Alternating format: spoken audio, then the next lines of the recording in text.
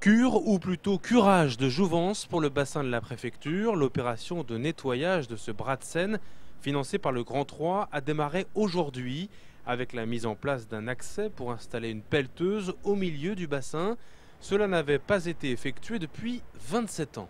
C'est un bassin, je le rappelle, qui n'est pas en pratique, donc il n'y a pas de mouvement de bateau, qui a une particularité, un inconvénient, c'est qu'on a une petite arrivée d'eau, un goulet d'étranglement en amont et en aval. Donc vous avez forcément sur ce bassin un dépôt des sédiments qui se fait régulièrement. Ces sédiments ont été analysés 2 fois, il n'y a aucune pollution de métaux lourds, ce qui va nous permettre de réutiliser ces sédiments pour revégétaliser des carrières, ce qui est quand même intéressant. Ancien port de Troyes, vestige de l'activité fluviale passée jusqu'en 1930, le site n'a pas vu de bateau à vapeur depuis 1940. Il est désormais tourné vers les loisirs. Son grand nettoyage permettra de le remettre en valeur.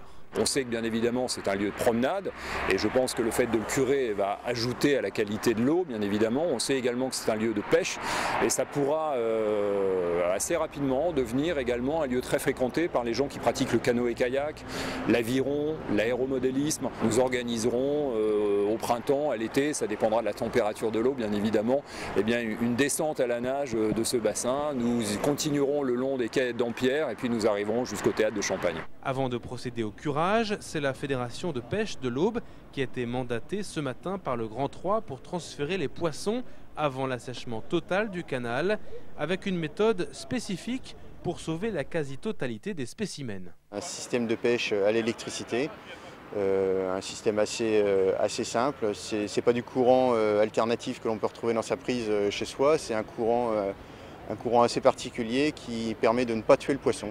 Et donc ce champ électrique va agir sur le système nerveux du poisson et le tétaniser ponctuellement le temps de la capture.